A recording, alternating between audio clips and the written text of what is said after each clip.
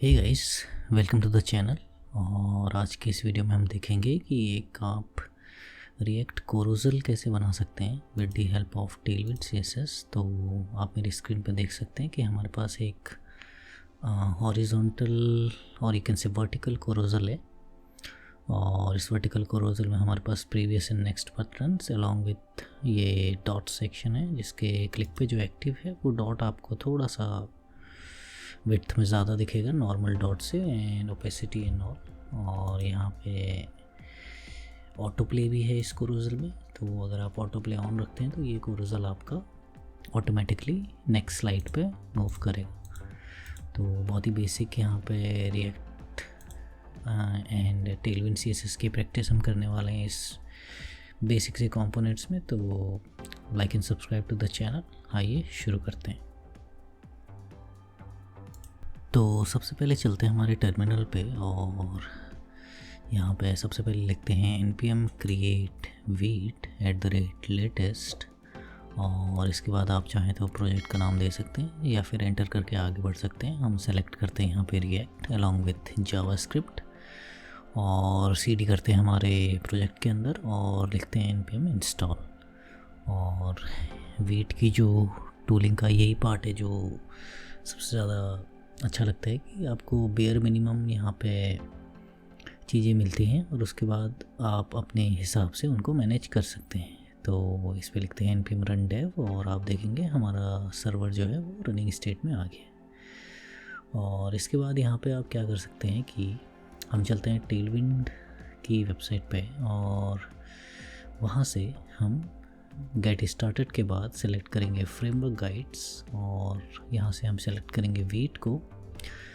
और Tailwind CSS के लिए वीट का जो भी सेटअप है हम उसको फॉलो करते हैं। तो सबसे पहले कॉपी करते हैं npm इंस्टॉल और यहाँ पे मैं एक और टर्मिनल खोल के करता हूँ cd इंटू प्रोजेक्ट नेम और उसके बाद आपका इंस्टॉलेशन npm का जो भी कमांड है वो। और इसके बाद आप लिख सकते हैं टेलविंड इनिट और इस कंटेंट को यहाँ पे कॉपी करना है और हम टेलविंड कॉन्फ़िग में उसको रिप्लेस कर देंगे कंटेंट की को। और हमारी जो index.css होने वाली है वहाँ पे हमें कॉपी करना है इस डायरेक्टिव को और वहाँ पेस्ट कर देना है index.css। तो इसको सेव करना है और हमारा टेलविंड का काम यहाँ पे ख़त्म हो गया इंस्टॉलेशन का। तो इसको भी बंद कर लेते हैं, ये भी बंद कर लेते हैं और चलते हैं app.css में और उसको भी क्लीन रख लेते हैं।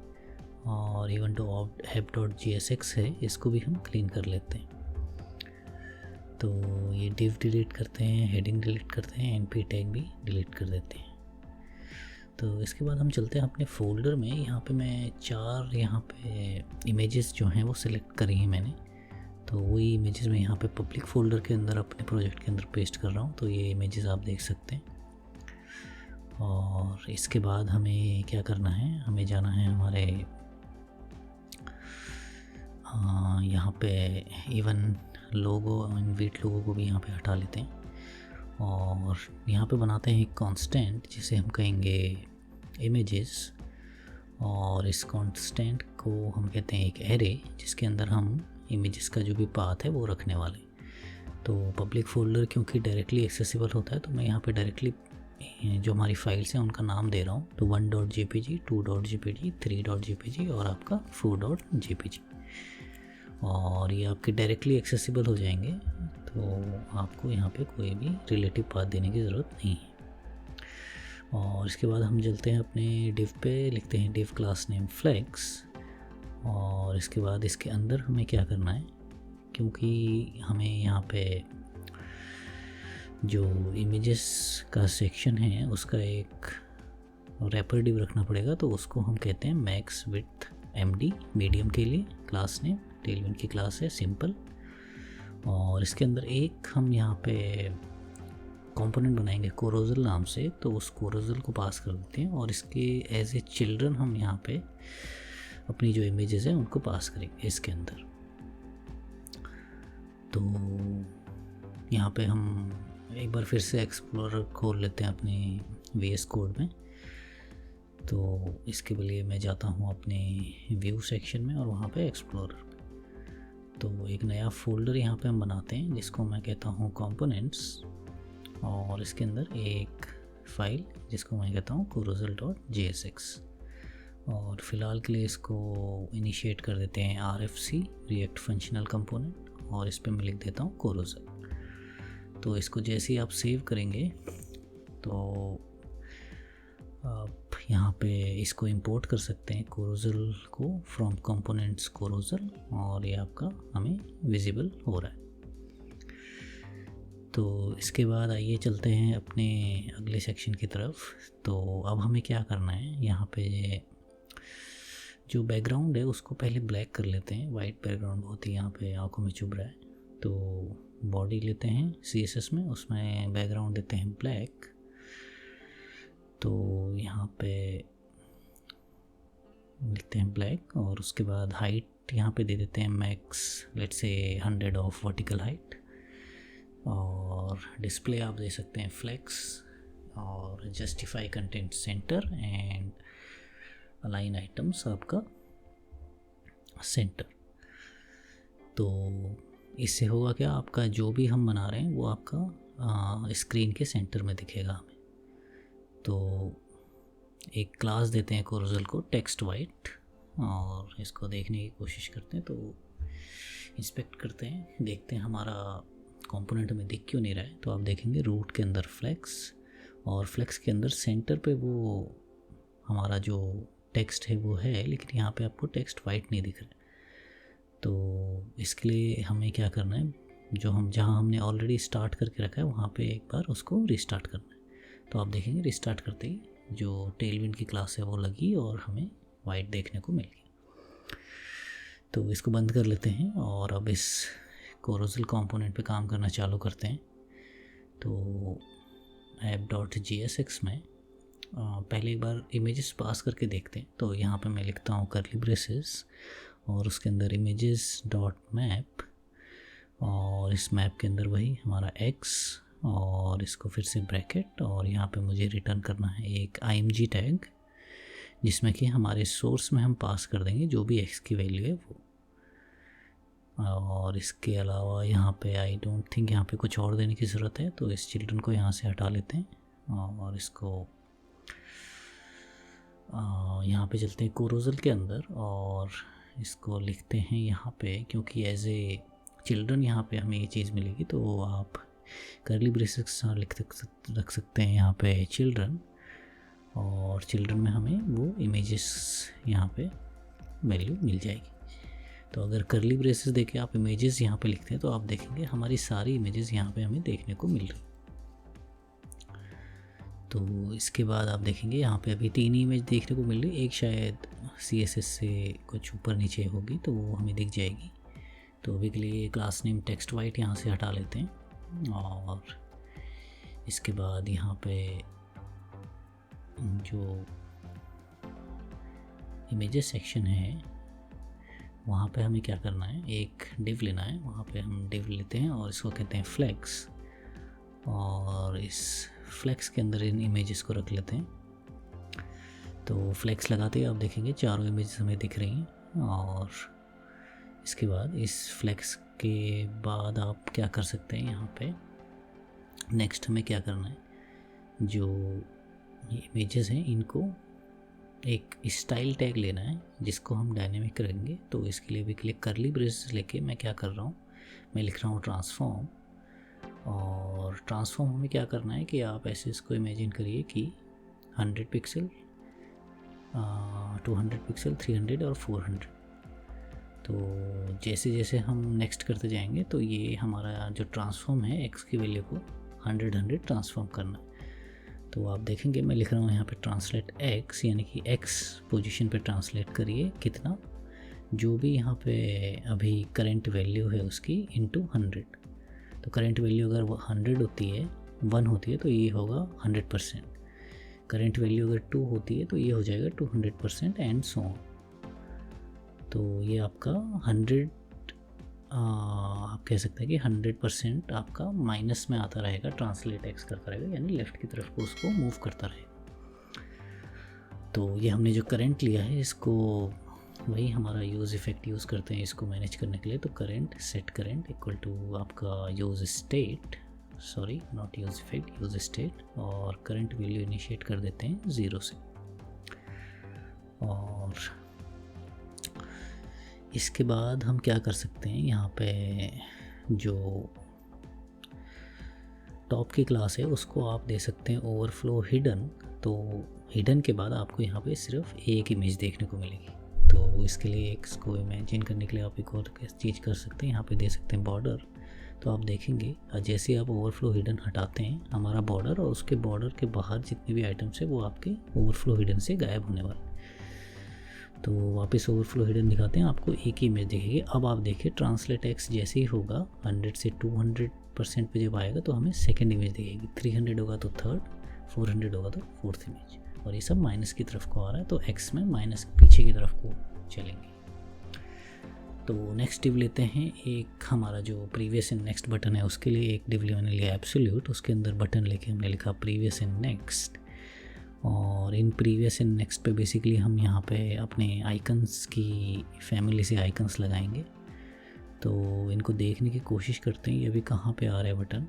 तो एब्सोल्यूट लगाने के बाद आप इस पे इंसर्ट दे सकते हैं 0, और क्योंकि हमें दोनों के बीच में स्पेस चाहिए तो पहले देंगे फ्लेक्स और आइटम सेंटर, और जो जस्टिफाई है वो हमें देना है बिटवीन। तो दोनों बटन के बीच में डिस्टेंस रहेगा।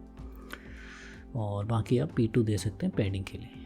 तो अगर आप इंस्पेक्ट करके देखेंगे तो ये आपके प्रीवियस और नेक्स्ट बटन 100% कवर जब होते हैं तो हमें प्रॉपर दिख रहे हैं, डिव आपका प्रॉपर कवर हो रहा है। लेकिन जैसे ही इंस्पेक्ट से इसको बाहर करेंगे तो ये देखेंगे आप कि ये हमें विजिबल होना बंद हो जाते हैं। क्यों? क्योंकि ये अभी जो ब्लैक स्क्रीन है हमारी बैकग्राउंड वहाँ कहीं होंगे। तो ये आप देख सकते हैं ये अभी यहाँ है पीछे। क्यों? क्योंकि ये अभी एक्चुअल डिव के अंदर नहीं आ रहे। तो इनको एक्चुअल डिव के अंदर लाने के लिए हमें क्या करना है, हमें जो इसका टॉप मोस्ट पेरेंट है उस पर जो रिलेटिव क्लास है वो लगानी है। तो इससे हुआ क्या, पोजीशन रिलेटिव सेट हो जाएगी और हमारे प्रीवियस नेक्स्ट बटन हमें जहाँ चाहिए वहाँ देखने को मिले। तो ये करने के बाद हम npmi करते हैं रिएक्ट फेदर। तो रिएक्ट फेदर लाइब्रेरी यहाँ पे हम यूज़ करेंगे फॉर आइकन्स। तो react dash feather, okay. And जैसे ही इंस्टॉल होती है इसके बाद आप एक रिफ़्रेश भी कर लीजिए। तो सर्वर रिस्टार्ट होने के बाद आप रिएक्ट फेदर लाइब्रेरी को इंपोर्ट कर सकते हैं। तो हम यहाँ पे चलते हैं, लिखते हैं इंपोर्ट, और ब्रैकेट के अंदर मैं लिखता हूँ शेवरॉन लेफ़्ट एंड आपका शेवरॉन राइट। तो chevron left and chevron right ये दो आइकन है जो हम यूज़ करेंगे लेफ़्ट एंड राइट बटन के लिए, और इनको इंपोर्ट करना है हमें रिएक्ट डैश फेदर लाइब्रेरी से। तो प्रीवियस बटन की जगह मैं लिखता हूँ chevron left, and next button की जगह मैं लिखता हूँ शेवरॉन राइट। तो इसको लिखने के बाद आप देखेंगे हमें अपने दोनों आइकन दिख रहे हैं। आइए बैकग्राउंड कलर इसके अब सेट कर लेते हैं। तो वो बटन को मैं दोनों बटन एक साथ सिलेक्ट कर लेता हूँ क्लासेस लिखने के लिए। तो यहाँ पे लिखते हैं क्लास नेम, और सबसे पहले इसको देते हैं, सबसे पहले बैकग्राउंड इसका करते हैं वाइट, और कुछ ओपेसिटी भी रख लेते हैं साथ में। तो ओपेसिटी में फ़िलहाल के लिए रखता हूँ 60। तो फुल वाइट नहीं करने हमें, वो होवर पे हम करेंगे। और राउंडेड कर लेते हैं, और राउंडेड में आप देख सकते हैं जितने भी हमारे पास ऑप्शंस हैं तो फुली ले लेते हैं, सर्कुलर बटन बनाते हैं। और इसके बाद इसमें कुछ पैडिंग दे देते हैं P1 या P2। तो P1 ही लेते हैं फ़िलहाल। और इसके बाद हम क्या कह सकते हैं, यहाँ पे जो टेक्स्ट का कलर है वो आप कर दीजिए ग्रे, लेट्स से 700, और होवर करने पे जो बैकग्राउंड है उसका कलर कर दीजिए वाइट। तो सेव, और आप देखेंगे ये हमारे बटन बन के रेडी है। अब इनके क्लिक पे हमें क्या करना है, हमें फंक्शन बनाने पड़ेंगे दो। पहला फंक्शन आप कह सकते हैं ऑन क्लिक पे लेट्स से कर फैट एरो फंक्शन, और उसके बाद यहाँ पे हम कहेंगे पहले प्रीवियस। तो एक फंक्शन होगा प्रीवियस नाम से जो हमें बनाना है, और सेम हम ऑन क्लिक पे एक फैट एरो फंक्शन के साथ कहेंगे यहाँ पे फंक्शन बनाइए नेक्स्ट। तो इनके बटन के क्लिक्स पे सिंपली हमें ये फंक्शन कॉल कर देना है। तो इन फंक्शन में हम क्या करेंगे, लिखेंगे कांस्टेंट प्रीवियस इक्वल टू आपका फंक्शन, और यहाँ पे हमें जो करंट की वैल्यू है उसको सेट करना है। तो सेट करंट, और यहाँ पे हमें पहले अगर प्रीवियस पे आप हैं तो आपको ये ध्यान रखना है कि 0 से पीछे नहीं जा सकते। तो जैसे ही आप 0 पे पहुँचते हैं आप जो भी हमारे इमेजेस हैं उसके लास्ट आइटम पे भेज दीजिए। तो करंट इक्वल टू हम लिखते हैं, अगर करंट की वैल्यू है 0 तो प्रीवियस बटन के क्लिक पे हमें जाना है इमेजेस डॉट लेंथ उसके लास्ट आइटम पे, तो -1। और अगर ऐसा नहीं है तो करंट की वैल्यू को -1। ये आपका सिंपल। और नेक्स्ट बटन पे हमें ध्यान रखना है कि वो आप लास्ट वैल्यू से आगे नहीं जा सकते। तो यही कॉपी पेस्ट करते हैं, लिखते हैं नेक्स्ट। और करंट पे इस समय हमें क्या करना है, पहले हम 0 से कंपेयर कर रहे थे, अब हम कंपेयर करेंगे उसको यहाँ पे जो इमेजेस की लेंथ है उससे। तो यहाँ पे हम इक्वल टू 0 की जगह यहाँ पे लिखेंगे आपका इमेजेस डॉट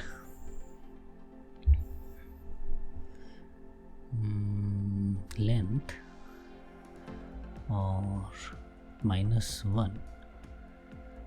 तो अगर करंट की वैल्यू इमेजेस लेंथ -1 है यानी कि लास्ट वैल्यू है, तो आप उसको सेट कर दीजिए 0 पे यानी फर्स्ट आइटम पे, नहीं तो करंट पे +1। सिंपल।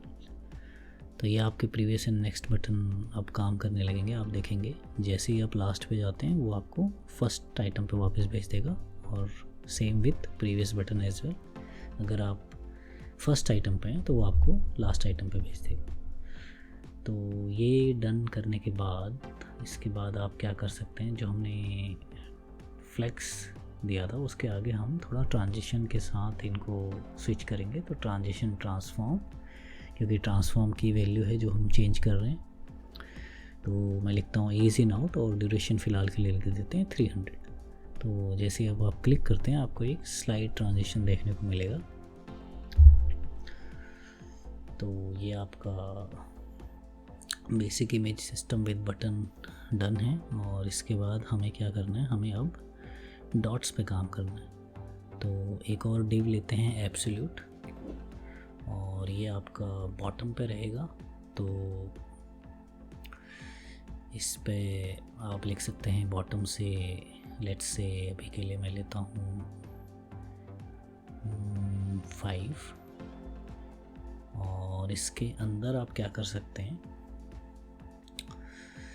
यहाँ पे हमें जो भी हमारे जितनी भी इमेजेस का काउंट है उसके हिसाब से एक डिव बनाना है।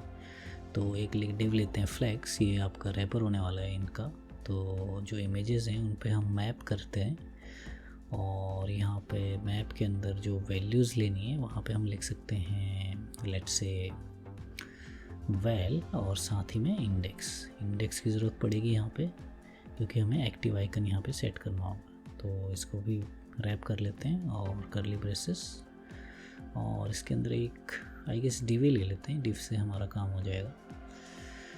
तो इसको हमें डिव ले रहे हैं और करली ब्रेसेस के अंदर हैं, तो मैप के अंदर रिटर्न करना पड़ेगा। तो इसको पहले लिख लेते हैं रिटर्न, और उसके बाद जो डिव है वो, और इस डिव को आप कह सकते हैं लेट्स से क्लास नेम। तो मैं यहाँ पे लिखता हूँ क्लास नेम, और क्लास नेम में हम सबसे पहले इसमें देते हैं आपका बैकग्राउंड जो है वो लेते हैं वाइट, और राउंडेड फुल रख लेते हैं सर्कुलर आइकन्स के लिए, और आपका जो विड्थ एंड हाइट है वो ले लेते हैं 3:3। तो आप देखेंगे ये हमें सर्कुलर आइकन्स यहाँ पे देखने को मिल रहे हैं। और इसके बाद आप क्या कर सकते हैं, जो फ्लेक्स हमने लिया था उसको items center and then even जो जस्टिफाई करना है वो भी सेंटर, और इसके बाद जो गैप है सारे आइकन्स के बीच में उसको ले लेते हैं 2। तो ये आपका गैप के साथ देखने को मिल रहा है, और इसके पेरेंट पे राइट टू से 0 और लेफ़्ट से भी 0, क्योंकि वो एब्सोल्यूट आइटम है तो हमें फुल विड्थ कवर करनी है। तो ये आपका लेफ़्ट राइट से 0 करने के बाद इवन बॉटम से थोड़ा और स्पेस दे देते हैं, लेट्स से 8। और ये करने के बाद इसके बाद हम इसमें क्या कर सकते हैं, जो क्लास नेम हमने दिए हैं इनको हमें डायनामिक करना पड़ेगा, क्योंकि यहाँ पे हम एक कंडीशन लगाएंगे। तो सबसे पहले इसको करली ब्रेसेस के अंदर ले लेते हैं। तो करली ब्रेसेस और उसके बाद जो सिंगल कोट्स हैं उनको टिल्डा साइन से रिप्लेस करते हैं। तो ये गए आपके सिंगल कोट्स, टिल्डा साइन, और उसके बाद डायनेमिक जो आइटम हमें करना है उसके लिए लिखते हैं $, और उसके बाद फिर से करली ब्रेसेस, और यहाँ पे हम लिखते हैं अगर करंट की वैल्यू है वो इक्वल टू होती है आई के, तो हमें एक क्लास लेट्स से अभी के लिए ब्लैंक छोड़ते हैं, नहीं तो जो भी हमारे एक्स्ट्रा आइटम्स हैं उसके लिए थोड़ी सी ओपेसिटी हम यहाँ पे रख लेते हैं, ताकि एक्टिव और इनएक्टिव में थोड़ा डिफरेंस देखने को मिले। तो 25 बहुत कम है, 50 आई गेस ठीक है, लेट्स से 60 आई गेस 60 ठीक है, और इस पे हम P1 दे सकते हैं, और या फिर आप थोड़ी बहुत पैडिंग दे सकते हैं जिससे कि डिफरेंस पता लगे। तो लेट्स से मैं देता हूँ यहाँ पे P2। तो आप देखेंगे जो एक्टिव आइटम है वो थोड़ा बड़ा दिख रहा है हमें नॉर्मल पॉइंटर से। तो ये आपका पर्सनल स्टाइलिंग पे है कि आपको अगर ऐसा ही पसंद है तो ये आप ऐसा ही छोड़ सकते हैं, या फिर इसको आप और चेंज भी कर सकते हैं। तो ये डिव मैं यहाँ से हटा लेता हूँ, इसकी ज़रूरत नहीं है, और इसको यहीं पे क्लोज़ कर लेते हैं। तो इस डिव के अंदर हमें वैसे भी कुछ लेना है नहीं। तो ये आपका बेसिक यहाँ पे जो भी कोरोजल हमने बनाया था वो यहाँ पे सिंपल कोरोजल चल रहा है विदाउट एनी एक्स्ट्रा आइटम्स। तो अगर मैं यहाँ पे P2 को PX2 करता हूँ या फिर PX4 करता हूँ तो ये हमारा एक हल्का सा स्पेस, एक्स्ट्रा स्पेस के साथ यहाँ पे मूव होगा, और जो एक्टिव आइकन है वो आपको थोड़ा सा नॉर्मल आइटम से बड़ा दिखेगा। तो इसके बाद आप चाहें तो इस पर ट्रांजिशन वगैरह भी दे सकते हैं। तो जैसे मैं यहाँ पे देता हूँ ट्रांजिशन ऑल, यहाँ पे लेट्स से इज लीनियर, और ड्यूरेशन मैं कह देता हूँ 500। तो ये अगर आप सेव करते हैं तो आप देखेंगे अब आपका थोड़ा सा ट्रांजिशन के साथ यहाँ पे मूव हो रहे हैं डॉट्स। और इसके बाद विड्थ मैं थोड़ी छोटी कर लेता हूँ, तो मुझे थोड़ा सा स्मॉल आइकन्स पसंद है। तो ये आपके स्मॉलर साइड पे ज़्यादा सिंप्लिसिटी मुझे देखने को मिलती है, तो सिंपल रखते हैं स्मॉल आइकन के साथ, ईज आउट, और ये आपके डॉट्स यहाँ पे बन के रेडी होते हैं। तो इसके बाद हम क्या करते हैं, ये सेक्शन बनाने के बाद नेक्स्ट हम चलते हैं हमारे app.jsx में। और अगर आप देखेंगे यहाँ पे फ्लेक्स के बाद यहाँ पे मैं इसको राउंडेड बनाना चाह रहा हूँ इस पूरे कोरोजल को, तो यहाँ पे मैं राउंडेड LG देता हूँ, साथ ही में मैं ओवरफ्लो को हिडन करता हूँ। तो ये आपका एक बॉर्डर रेडियस आ जाएगा, और इसके बाद अगर आप आउटर बॉर्डर को हटा देते हैं तो ये आपका कोरोजल राउंडेड शेप के साथ, एजेस के साथ यहाँ पे हमें देखने को मिल रहा है। तो ये आपका सिंपल राउंडेड करने के बाद हम चलते हैं आगे, और ये मैं कुछ एक्स्ट्रा आइटम्स यहाँ पे डिलीट कर देता हूँ। तो इसके बाद हमें क्या करना है, हमें देखना है कि इसमें हम ऑटो प्ले फंक्शनैलिटी कैसे लगाएंगे। तो सबसे पहले मैं यूज़ इफ़ेक्ट का यहाँ पे यूज़ करूँगा, ताकि इस कोरोजल को जब भी हम कॉल करें तो यूज़ इफ़ेक्ट पे हम ये चेक करेंगे कि ऑटो प्ले अगर जो भी प्रॉपर्टी है वो दी है तो आप ऑटो प्ले कीजिए, नहीं तो ऑटो प्ले करने की ज़रूरत नहीं है। तो यूज़ इफ़ेक्ट का सिंटेक्स आपका ये एंड पे आपका एम्प्टी एरे, ताकि आपका यूज़ इफ़ेक्ट जैसे ये फंक्शन ये आपका कॉल हो कंपोनेंट, आपका ये यूज़ इफ़ेक्ट रन हो जाए। तो इसमें एक कांस्टेंट में लेता हूँ स्लाइड इंटरवल, और उसको हम सेट इंटरवल का यूज़ करते हैं। और इस सेट इंटरवल पे कुछ नहीं करना, हमें नेक्स्ट क्रॉस कर देना है सीधा, तो नेक्स्ट फंक्शन, और साथ ही में एक टाइमर जिस पे इसको इंटरवल को हमें कॉल करना है। तो फ़िलहाल के लिए मैं टाइमर डालता हूँ 500 और इसको सेव करते हैं। और रिटर्न एक में लिखता हूँ एक्स्ट्रा, जिस पे हमें क्या करना है, जो हमने इंटरवल ऊपर बनाया है इसको हमें क्लियर कर देना है। तो सीधा रिटर्न एक फैट एरो फंक्शन और उसमें क्लियर इंटरवल स्लाइड इंटरवल। तो ये जब भी आपका यूज़ इफेक्ट या फिर ये कंपोनेंट आपका क्लोज होगा तो ये आपका इंटरवल को क्लियर कर देगा। तो ये नेक्स्ट को यहाँ पे आप ऐसे नहीं, ऐसे कॉल करेंगे तभी आपको वर्किंग में देखने को मिलेगा। तो आप 500 पे देखेंगे, आप बहुत ही जल्दी यहाँ पे नेक्स्ट को कॉल कर रहे हैं। तो इसको आप थोड़ा सा यहाँ पे आई गेस बढ़ा सकते हैं। लेट्स से 2000 अगर मैं करता हूँ तो ये आपका नॉर्मली हमारे काम करने के लिए आई गेस ठीक है। और इसके बाद हम क्या कर सकते हैं, इसके बाद चलते हैं app.jsx में। इस पे भी हम थोड़ा क्लीन अप कर लेते हैं। तो जो कोरोजल हमने ऐसे कॉल किया है इस पे आप सीधा लिख सकते हैं, एक वैल्यू मैं पास कर रहा हूँ स्लाइड ट्रू, जो कि हमें ये बता रहा है कि स्लाइड की वैल्यू ट्रू रखनी है या फॉल्स। एक मैं पास कर रहा हूँ टाइम, जिसमें मैं बता रहा हूँ कि आपका जो स्लाइड्स के बीच में ट्रांजिशन का टाइम है वो कितना होना चाहिए। और तीसरा हम एक और चीज़ क्या कर सकते हैं, इमेजेस को यहाँ मैप करने के बजाय हम सीधा इसको कोरोजल कंपोनेंट पे ही मैप कर सकते हैं। तो इसको यहाँ से कॉपी करते हैं, सीधा इमेजेस को रिप्लेस कर देते हैं इस वैल्यू से। तो आपका यहाँ से आप एज ए प्रॉप इमेजेस को पास कर सकते हैं। तो यहाँ पे मैं लिख सकता हूँ images equal to curly braces के अंदर इमेजेस। तो इसके बाद यहाँ से कोरोजल को यहाँ से भी हटा के हम सिंगल उसमें कर लेते हैं। तो ये आपका कोरोजल कंपोनेंट क्लीन। और यहाँ पे आप क्या कर सकते हैं, अब हमें ऐसे ना लेके इसको सीधा एक वैल्यू में लेना है प्रॉप्स। अब इस प्रॉप्स के अंदर हमें सब कुछ मिलेगा। तो सबसे पहले इमेजेस पे मेरे को सारी जगह जहाँ भी हमने इमेजेस यूज़ किया वहाँ पे प्रॉप्स नहीं लिखना है। तो सीधा मैं लिखता हूँ constant images equal to props dot images. तो ये आपका इमेजेस कांस्टेंट के अंदर ये प्रॉप्स डॉट इमेजेस सेट हो गए। तो आपका जो भी था वो वैसा ही चलता रहेगा। और जहाँ पे हमारा टाइमर है वहाँ पे मैं लिखता हूँ कि अगर टाइमर पास हुआ है, प्रॉप्स डॉट टाइमर अगर इसकी वैल्यू है तो हमें वही पास कर देना है, नहीं तो बाय डिफ़ॉल्ट यहाँ पे हम कहते हैं कि आप 400 ले लो, 4000 में ले लेना, जो कि आपका 4 सेकेंड के आसपास आता है। और एक मैं लिखता हूँ इफ़, जिसमें मैं चेक करूँगा कि अगर प्रॉप्स डॉट स्लाइड की वैल्यू यहाँ पे है कि नहीं। तो स्लाइड अगर ट्रू भी जाए तो आपको यूज़ इफेक्ट के अंदर उसको चलाना है, नहीं तो आप यहीं से रिटर्न कर दीजिए। तो नीचे का सेट इंटरवल वाला कोड यहाँ पे आपका चलेगा ही नहीं। तो ये करने के बाद हम देखते हैं कि इसके बाद app.jsx में चलना है। एक बार इसको फॉल्स करते हैं और सेव करते हैं। तो आप देखेंगे फॉल्स करके सेव करने पे ये यहाँ पे अभी भी ऑटो प्ले हो रहा है। तो एक बार यहाँ पे सर्वर को रिस्टार्ट करते हैं और रिस्टार्ट करने के बाद आप देखेंगे अब ये ऑटो प्ले यहाँ पे नहीं हो रहा है। तो इसका इशू क्या है यहाँ पे, क्योंकि जब हम डेवलपमेंट मोड में होते हैं तो आपका कोरोजल कंपोनेंट जो है वो एक बार लोड हो चुका है।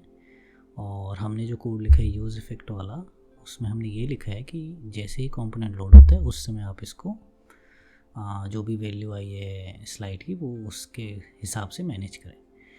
तो यहाँ पे हमारा ये जो भी हमारा ट्यूटोरियल था यहाँ पे ख़त्म होता है। होपफुली आपको ये ट्यूटोरियल पसंद आया होगा। बहुत ही बेसिक कोरोजल रिएक्ट एंड टेलविंड की मदद से। And I guess that's it for this video. Thanks.